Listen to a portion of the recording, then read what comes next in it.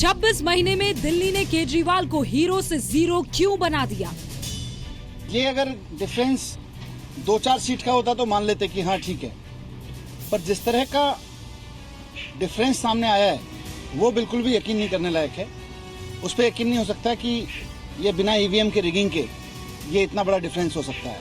और लोकतंत्र को बचाने के लिए अब ईवीएम की लड़ाई लड़नी है। तो जब वोटर को नहीं प्रॉब्लम, तो हमको अरविंद केजरीवाल और उनके तथाकथित जो साथी हैं सब उनके सपोर्टर नहीं हैं। अभी आज भगवंत मान ने इनको बहुत कड़ा जवाब दिया है कि क्या वोटर हमेशा ईवीएम करते हो, काम करते नहीं, ईवीएम करने लगते हो।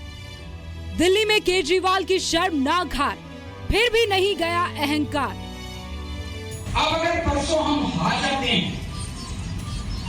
अगर परसों ये नतीजे आते हैं जो कल रात को हुए हैं, तो ईद से एक गुजारे नहीं कुछ भी है।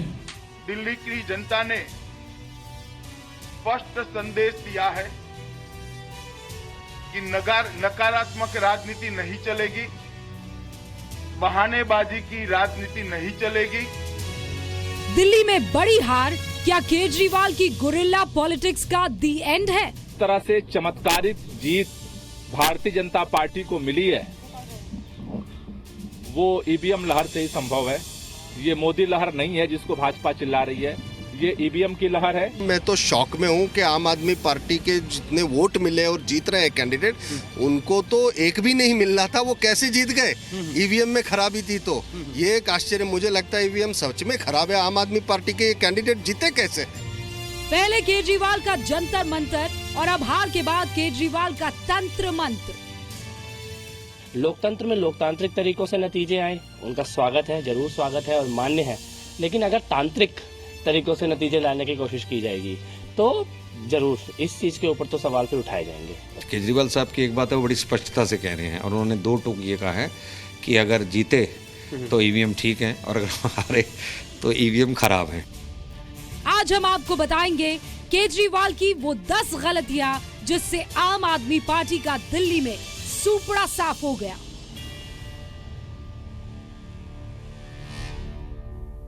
नमस्कार, स्वागत है आप सभी का जी न्यूज पर। आपके साथ मैं हूं पूर्णिमा मिश्रा। जीत किसे अच्छी नहीं लगती, और वो भी तब जब किसी चीज का आरंभ यानी कि शुरुआत ही हुई हो।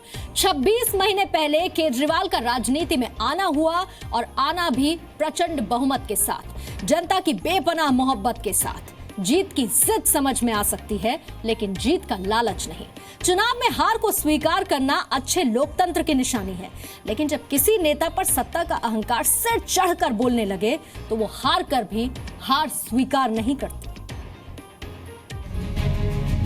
कोई वजह नहीं है कि बीजेपी को दोबारा से लोग इस तरह से पसंद करें। दिल्ली में चिकनगुनिया फैलाने वाली पार्टी, कूड़ा फैलाने वाली पार्टी को।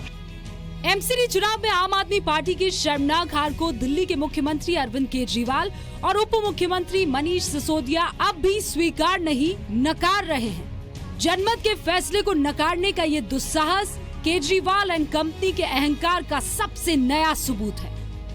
इतने बड़े हार के पश्चात भी अरविंद केजरीवाल जी हार से कोई सबक लेना नहीं चाहते, और कहीं न कहीं हार में भी अहंकार दिख रहा है। आज से करीब 4.5 साल पहले अरविंद केजरीवाल अहंकार नहीं, सादगी के प्रतीक थे। लेकिन सत्ता की ठसक में केजरीवाल ऐसे बदले कि उनकी नजर में हर पार्टी, हर नेता, हर मीडिया हाउस और दूसरी पार्टी के समर्थक बेईमान हो गए, और खुद को केजरीवाल देश के इकलौते स्वघोषित ईमानदार समझ बैठे। 26 नवंबर 2012 को केजरीवाल ने आम आदमी पार्टी बनाई। 2013 में पहली बार दिल्ली विधानसभा चुनाव लड़कर केजरीवाल ने 28 सीटें हासिल की। 2015 के दिल्ली विधानसभा चुनाव में 70 में से 67 सीटें मिली थी केजरीवाल को। लेकिन 26 महीने बाद इसी दिल्ली में जब एमसीडी चुनाव के नतीजे आए तो आम आदमी पार्टी का सफाया हो गया। सिर्फ 26 महीने में दिल्ली की जनता ने केजरीवाल को जमीन क्यों सुंघा दी? बीजेपी और कांग्रेस क्या अहंकार की वजह से? दोनों को पता है। क्या सत्ता की सुविधाओं में खोकर जनता से दूर होने की वजह से? वो सिवाय मोदी की और कोई बात ही नहीं करता, वो जनता से अलग हो गया है ना। He is become over ambitious, his aim is to become prime minister which is not possible. Responsibility थी, जो दायित्व था दिल्ली के लोगों के प्रति, उसकी तरफ कंसंट्रेट करता, फोकस करता, और लोगों की जो मुश्किलें थी जो उसने प्रॉमिस की थी, और उसको मालूम है क्या क्या दिखते हैं एक शहर के अंदर। कोई भी बात है मोदी करने नहीं दे रहा, मोदी का नहीं दे रहा, तो आप सीएम किस लिए बने हो? फिर आप पे पावर है, ऐसी बात नहीं, आप कर करना चाहो, आप नहीं कर रहे तो आप फेलियर हो। उसका मतलब आपको फेलियर होना ही है सबके सामने। जनता के लिए जो वादे किए थे उन्होंने, उन वादों को उन्होंने पूरे नहीं किए हैं, जिसकी वजह से जनता ने उन्हें ये सबक सिखाया है। और आगे भी अगर वो इसी तरह से चलेंगे तो फिर आगे भी उनको सबक मिलेगा। ये अगर डिफरेंस 2-4 सीट का होता तो मान लेते कि हाँ ठीक है, पर जिस तरह का डिफरेंस सामने आया है वो बिल्कुल भी यकीन नहीं करने लायक है। उस पर यकीन नहीं हो सकता कि ये बिना ईवीएम के रिगिंग के ये इतना बड़ा डिफरेंस हो सकता है। और लोकतंत्र को बचाने के लिए अब ईवीएम की लड़ाई लड़नी है।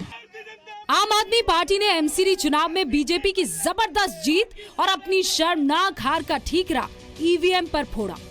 इसकी तैयारी वैसे केजरीवाल ने एमसीडी चुनाव से पहले ही कर ली थी। दिल्ली की जनता को केजरीवाल की ये रणनीति शायद अच्छी नहीं लगी। इससे ज्यादा किसको पता हो सकता है मैं कितने वोट जीत रहा हूं, कितने नहीं जीत रहा हूं।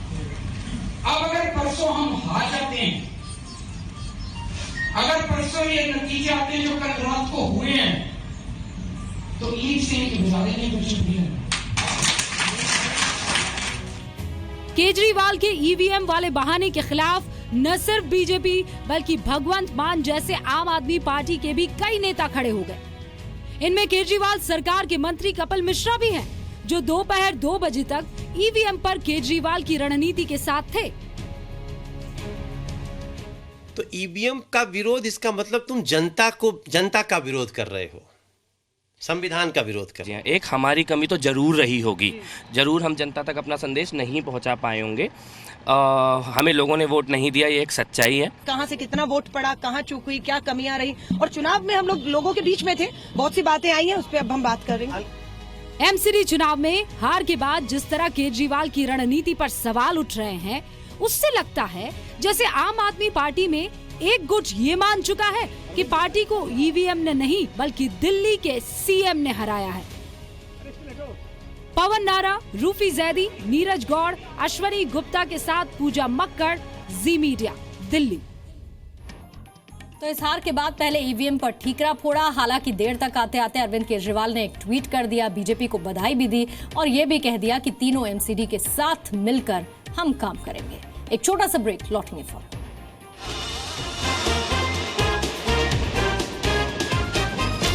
इंडिया में नए स्टाइल की पॉलिटिक्स करने का दावा करने वाले केजरीवाल ने एमसीडी चुनाव में जीत के लिए लोकतंत्र के देवता यानी कि जनता का अपमान किया। एक बड़ी गलती थी जिसका अंजाम केजरीवाल को भुगतना ही था।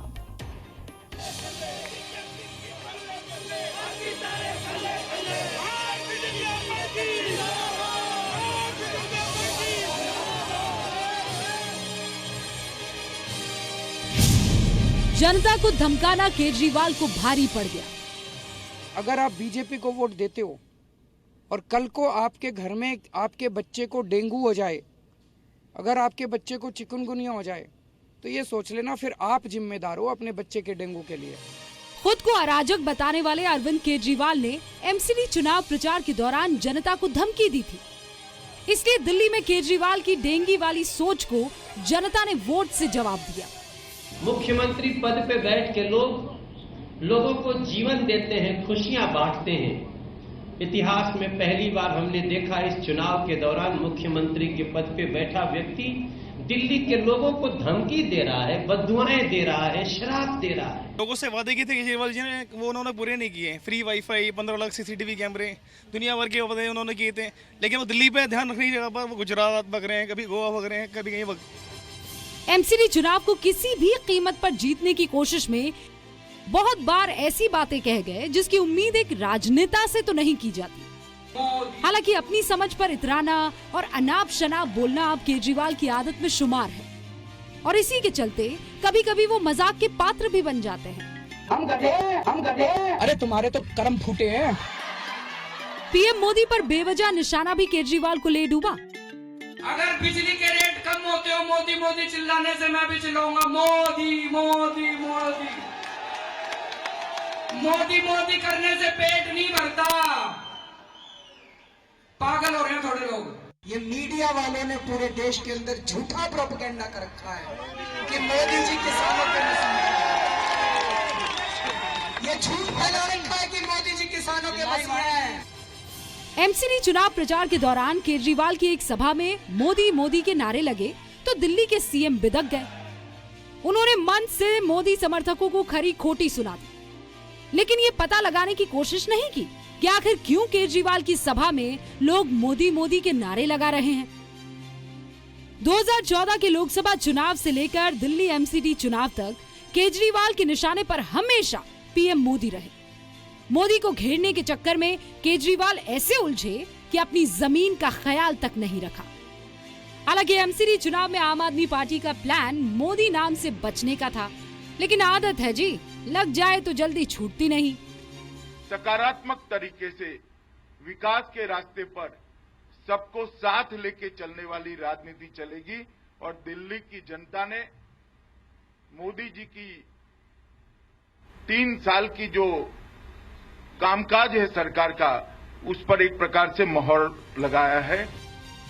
केजरीवाल अपने ही पैर पर कुल्हाड़ी चलाते रहे और बीजेपी पिछली गलतियों से सबक लेकर दिल्ली में अपने पैर को मजबूती से जमाने में जुटी रही।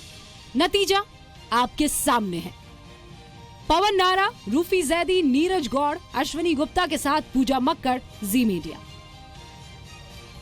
स्पेशल रिपोर्ट में फिलहाल इतना ही। एक छोटा सा ब्रेक हम लेंगे। ब्रेक के बाद देखिए हमारा पॉलिटिकल स्पूफ एक्सक्यूज मी।